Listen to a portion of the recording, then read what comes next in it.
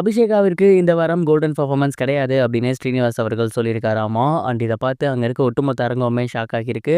என்ன நடந்திருக்கு, ஏன் அபிஷேகாவுக்கு கோல்டன் பெர்ஃபார்மன்ஸ் கிடையாதுன்னு ஸ்ரீனிவாஸ் சொன்னார் அப்படிங்கிறே தான் இந்த ஒரு வீடியோவில் நம்ம பார்க்க போகிறோம். சரிங்கப்பா, லிட்டில் சாம்ப் சீசன் 5ல இந்த ஒரு வாரம் டென்ட் கொட்டா வாரம். அண்ட் இந்த வாரத்தில் அபிஷேகா அவர்கள் கர்ணன் படத்தோட பாடல் பாடியிருந்தாங்க. குறிப்பாக கண்டா வர சொல்லுங்க அப்படிங்கிற பாடலை அந்த பாடல் பாடியவங்க முன்னாடியே அந்த ஒரு பாடலை பாடி மிகப்பெரிய ஒரு வரவேற்பு பெற்றிருந்தாங்க அப்படின்னு தான் சொல்லணும்.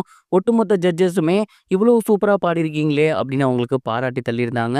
குறிப்பாக அந்த பாடலை பாடிய ஒரிஜினல் சிங்கருமே ரொம்ப சூப்பராக பாடியிருந்தீங்க, உண்மையாலுமே இந்த சின்ன வயசுல அந்த பேஸ் வாய்ஸ் எடுக்கிறது கஷ்டம் அப்படிங்கிற மாதிரிலாம் ப்ரைஸ் பண்ணியிருந்தாங்க.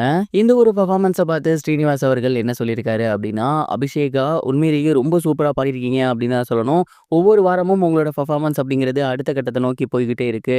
அண்ட் இந்த வாரத்துக்கான பர்ஃபார்மன்ஸ் அப்படிங்கிறது உண்மையிலேயே கோல்டன் பர்ஃபார்மன்ஸ்க்கான தகுதியானதே கிடையாது. அந்த மாதிரி தான் நீங்க பாடியிருக்கீங்க.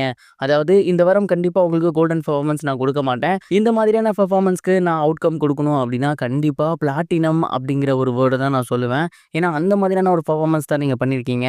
கோல்டன் ஷவர் அப்படிங்கிறத தாண்டி பிளாட்டினம் பெர்ஃபார்மன்ஸை நீங்க பண்ணியிருக்கீங்க. இந்த வாரம் உங்களுக்கு அப்படிப்பட்ட ஒரு வாரம் அப்படின்னு தான் சொல்லணும். கண்டிப்பா இதே மாதிரி நீங்க அடுத்தடுத்த வாரம் பாடிட்டு போயிட்டு இருந்தீங்க அப்படின்னா இந்த ஒரு சீசனோட டைட்டில் வினர் நீங்க தான் அப்படிங்கிறத நான் ஷூரா சொல்லுவேன். அண்ட் இதே மாதிரியான ஒரு பெர்ஃபார்மன்ஸை கொடுங்க அப்படிங்கிற மாதிரி சொல்லியிருக்காங்க. அண்ட் ஸ்ரீனிவாஸ் சார் வாயிலிருந்து இந்த மாதிரியான வார்த்தைகளை யாருமே எதிர்பார்த்திருக்க மாட்டாங்க அப்படின்னு தான் சொல்லணும். ஏன்னா கோல்டன் பெர்ஃபார்மன்ஸ் அப்படிங்கிறதே எப்படியாவது வாங்கிடணும் அப்படின்னு அந்த ஸ்டேஜில் அந்த இடத்துல இருக்கக்கூடிய சிங்கர்ஸுக்கு கனவாக இருக்கும்.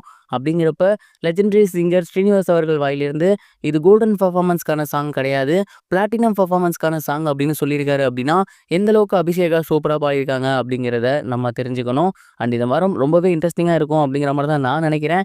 நீங்கள் என்ன நினைக்கிறீங்க? மறக்காமல் கமெண்ட் பாக்ஸில் ஷேர் பண்ணுங்கள். இது ஒரு புறம் இருக்க, ஆக்ட்ரஸ் தேவயானி அவர்கள் அவங்களோட பொண்ணுக்காக சாய் அபியங்கர்கிட்ட சான்ஸ் கேட்டிருந்தது இப்போ சோசியல் மீடியாவில் ரொம்பவே ட்ரெண்டிங்காக போய்கிட்டு இருக்கு. ரீசெண்டாக ஒரு அவார்ட் ஃபங்க்ஷனில் ஆக்ட்ரஸ் தேவயானி அவர்கள் சாய் அபியங்கருக்கு அவார்டு ஒன்று கொடுத்துருந்தாங்க. அண்ட் அப்போ ஓப்பனாக ஸ்டேஜ்லேயே ஒரு சில விஷயங்கள் பேசியிருந்தாங்க. குறிப்பாக அவங்க என்ன சொல்லியிருந்தாங்க அப்படின்னா, இவ்வளோ சின்ன வயசுலேயே இவ்வளோ சூப்பரான இசையமைக்கிறது அப்படிங்கிறது சாதாரணமான விஷயம் கிடையாது.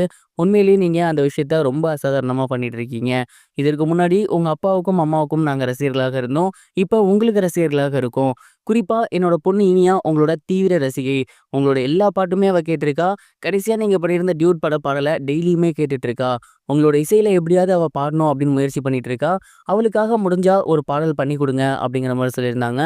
எல்லாரும் முன்னாடியும் ஸ்டேஜில் ஓப்பனாகவே இனியாவுக்காக சான்ஸ் கேட்டிருந்தது இப்போ சோசியல் மீடியாவில் ரொம்பவே ட்ரெண்டிங்காக போய்கிட்டு இருக்கு. இனியா அவர்கள் சமீபத்தில் தான் சரிகமபால கலந்துக்கிட்டு இருந்தாங்க. அதை தொடர்ந்து இப்போ அடுத்து சினிமாவில் பாட வாய்ப்பு தேடி வந்துட்டு இருக்காங்க அப்படிங்கிறது குறிப்பிடத்தக்கது.